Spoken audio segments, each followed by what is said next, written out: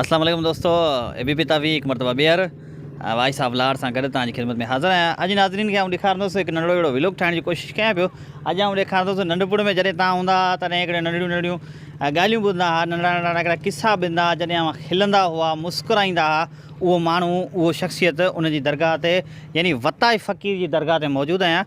हिकिड़ी दरगाह बि आहे जेका सैयद अली शाह जेका आहे सा नाले आहे। सो हलूं था, तव्हांखे ॾेखारूं था, अचो तव्हां।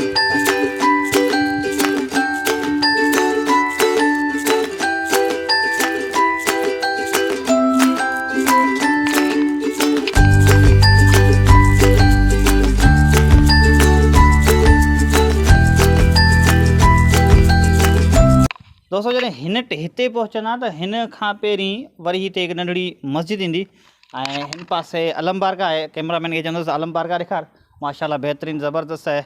ऐं हुन खां पोइ हिते हिकिड़ी मस्जिद आहे जंहिंजो नालो आहे अली मुर्तज़ा, हज़रत अली अलैहिस्सलाम जे नाले सां मनसूब कयल आहे। ऐं हिन खां बाद हीअ मस्जिद खे तालो आहे। संगे मरमर जो जेको इन जो टाइल आहे, मार्बल लॻल आहे न, माशाल्लाह बहितरीनु ज़बरदस्त, ॾाढी ख़ूबसूरत आहे, ॾाढो मज़ो आहे। जॾहिं बि तव्हां अचो, तव्हां मस्जिद जो अची दीदार कयो। मस्जिद जो अल्लाह जो घर हूंदो आहे, बहितरीनु हूंदो आहिनि ऐं इबादत गाहूं आहिनि फर्स्ट क्लास। पर जॾहिं हिन मस्जिद खे ॾिसंदव न त तव्हांजा दिलि बाग बहार थींदा। हिन खां ॿिए तरह वरी बि अॻिते हलूं था, सैयद अली शाह जी दरगाह जे उते ॾिसूं था त काफ़ी क़बरूं बि मूंखे महसूसु छो हिते त काफ़ी क़बरूं बि आहिनि। हीअ हिकिड़ो माना सिस्टम आहे, मुंहिंजी शक में सम्झ में त हीअ हिन जी जेका सैयद अली शाह आहे, हिन जो जेके घरवारा आहिनि, जेके हिन जी फैमिली मेंबर उन्हनि जूं मक़बरा आहिनि मुंहिंजी शक में। थी सघे कंहिंखे इल्मु हुजे त उहो दोस्त कमेंट में ॿुधाए त हीअ क़बरूं कंहिंजूं आहिनि। पर अचो तव्हांखे अंदरि जो लाइव मंज़र ॾेखारियां थो त साईं अली शाह जी जेका मक़बरो आहे उहो कीअं आहे ऐं कीअं ज़बरदस्त।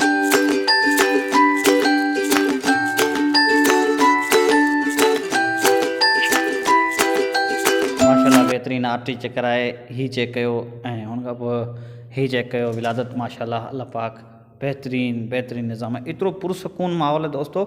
ऐं ॿाहिरि उस एतिरी शदीद गर्मी हुई ऐं हिते तव्हां मथे जिन में ॾिसो अल्लाह जा प्यारा बाना हूंदा आहिनि न, उन्हनि माण्हुनि खे रब साईं एतिरी त जेका आहे सा माना जेका आसाइश आराम गाह महसूसु कराईंदो आहे जंहिंजो अंदाज़ कोन्हे। हीअ जॾहिं हिन दुनिया मां वसाल करे वेंदा आहिनि, बुरको मटाए वेंदा आहिनि, तब बि बहितरीनु जेको हूंदो आहे जो हीअ दुनिया लाइ वाक़ई आहे। असीं ॿार हुआसीं, हींअर मुंहिंजो मुंहुं चहिरो लाल थी वियो, पर जीअं आउं अंदरि इन दरगाह मंझि घिड़ियो आहियां ऐं वेठो आहियां, पंखो फैन कैमरामैन तव्हांखे हींअर ॾेखारियो त पखो वग़ैरह लॻल ई कोन्हे।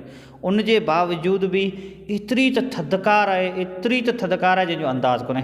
पर जेके मुक़ीम जेके ज़ियारती अचनि था उहे माण्हू थोरो किचिरो कनि था, उन्हनि खे थोरो महिरबानी कंदुसि त बाबा इहे जेके हीअ बहितरीनु जेके जॻहियूं आहिनि किचिरे करण सां थोरो माना थोरो पासो कंदा कयो, महिरबानी अॻिते थोरो चकर रहंदा अथई।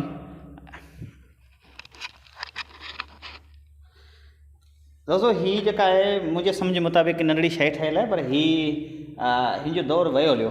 हिन खे पंजारी चवंदा आहिनि। हिन में हिन साइड ते ढॻो हूंदो, हिन साइड ते ढॻो हूंदो, पोइ हिते सिस्टम हीअ हिकिड़ो हुनजो हिकिड़ो नक्शो ठहियलु आहे नंढड़ो, हालांकि हिन जी पंजारी जो सिस्टम हो। पोइ हज़रत साईं अली शाह बादशाह जी तक़रीबन को पंजारी सां को सिस्टम हो, इन जी ख़बर कोन्हे।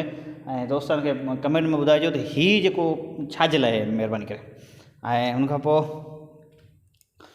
ॾिसो नंढड़ा नंढड़ा पींघा पियल आहिनि। माण्हू जॾहिं माण्हू ईंदा आहिनि, पंहिंजूं मन्नतूं पंहिंजूं मुरादूं जॾहिं पूरियूं थींदियूं आहिनि ऐं के औलाद या सताइल माण्हू हूंदा आहिनि, त सिंध में इहा रवायत बरक़रार आहे त हूअ पींघा झूला हिन दरगाहनि ते वक़फ़ करे वेंदा आहिनि ऐं पंहिंजी सिस्टम ते। त असीं ऐं काफ़ी माण्हू अहिड़ा हूंदा आहिनि जेके हिन झूले खे बे औलाद जेके हूंदा आहिनि उहे झूले खे झूलाईंदा आहिनि, त हुननि खे अहसासु ॾियारींदा आहिनि त असां वटि बचो कोन्हे, असां वटि हुजे त असीं झूलो झूलूं ऐं अहिड़ी अहिड़ो निज़ाम हो जो अंदाज़ कोन्हे। जीअं ॿार आयो आहे न, सम्झ में नथो अचे तक़रीबन माना की माना अहिड़ो सिस्टम आहे जहिड़ा माना तक़रीबन के दोज़ख में पइजी वियो आहे। अहिड़ो जेके वताए फ़क़ीर जी दरगाह आहे उहा अॻिते उनखे हली विज़िट था कयूं, उहा कीअं।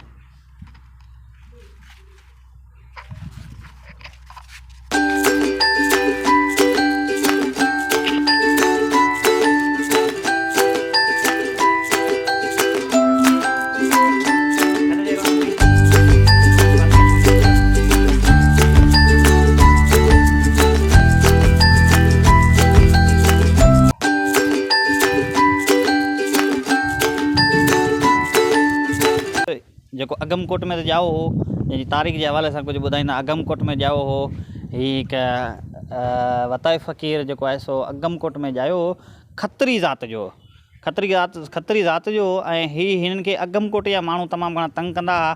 पहिरीं अगमकोट में चवनि था त उहो फ़क़ीर जंहिं अगमकोट खे बददुआ ॾिनी, पिट ॾिनी, उनखां पोइ अगमकोट खे तक़रीबन जंग लॻी ऐं मदद ख़ान पठान जेको आहे सो अगमकोट ते हमिलो कयो। हमले करण खां पोइ उहा जंग, उन हमले करण खां पोइ उनजो जेको मुक़ीम हुआ, रहाशी हुआ, उन्हनि माण्हुनि खां मदद ख़ान पठान जुतियूं, कपिड़ा, माल मता सभु खसियो, लेकिन जेके घर में क़िला हुआ माल ॿधण लाइ, उहो क़िला बि खणी वियो। जॾहिं वापसी वियो तॾहिं उन अगमकोट खे बाहि ॾेई छॾियईं। ठीक है, अगमकोट खे बाहि ॾियण खां पोइ दोस्तो 1 साल रावी लिखनि था, मूं किताब पढ़िया आहिनि, 1 साल पूरो उन अगमकोट खे बाहि जेका सा हुई।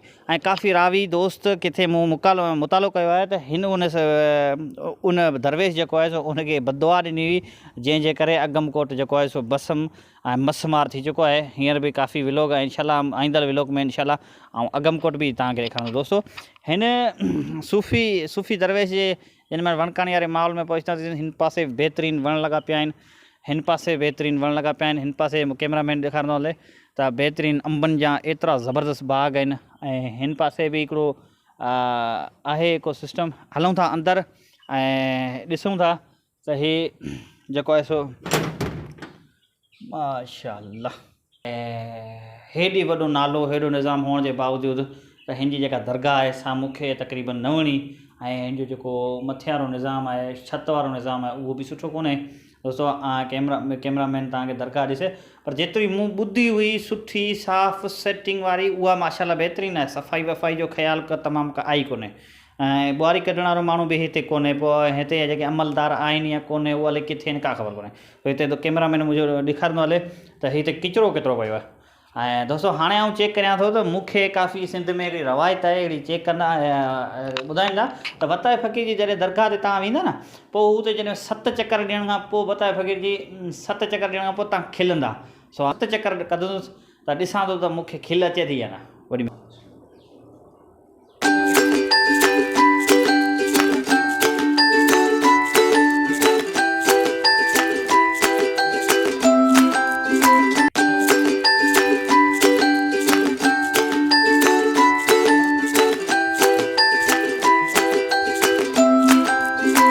दोस्तों मूं 7 चकर ॾिना आहिनि हिते, पर मूंखे खिल कोन ठही आहे। इहा ॻाल्हि जेका रवायत सिंध में बरक़रार हुई त वताए फ़क़ीर जी दरगाह ते जेका 7 फेरा ॾियो था, 7 फेरा ॾियण खां पोइ आमी खिलंदा, मूंखे खिलंदे अहिड़ी कोई मसइलो कोन्हे। पर खिलण जी हिकिड़ी नोइयत, हिकिड़ी वजह आहे, उहा इहा आहे जॾहिं हिन जे दीवारनि ते तव्हां ॾिसंदा न त हिकिड़ा मुख़्तसर टोटका अहिड़ा लिखिया पिया आहिनि जंहिंजो अंदाज़ कोन्हे। उहो टोटका अगरि तव्हां पढ़ंदा न, ऐं उहा टोटका पढ़ंदड़ खां पोइ ऑटोमेटिकली तव्हांखे खिल नज़र अचे थी।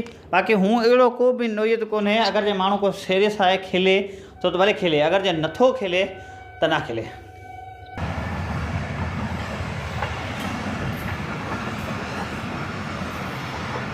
दोस्तों वताए फ़क़ीर जी दरगाह में हिकिड़ी ख़ूबसूरत रेलगाॾी वञे पई, जंहिंमें माण्हू मुसाफ़िर आहिनि। हे वञे पई, असां अचानक देरि सां आयासीं न, तव्हांखे रेलवे जो निज़ाम जेको आहे न सो बहितरीनु तव्हांखे रेलवे ॾेखारियां। बहरहाल मूंखे थोरो ऐं अंदरि जॾहिं मौजूदु हो अचानक शोर थियो त मूंखे सम्झ में न आयो, त मुंहिंजो ख़बर ज़िलज़िलो आयो, ज़मीन धुबे पई या को मसइलो थी वियो।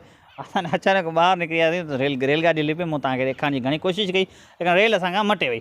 चलो ख़ैर आख़िर करे इंशाल्लाह अॻे पैसा भरी हिकु चकर वरी बि तव्हांखे रेल ॾेखारींदुसि इंशाल्लाह।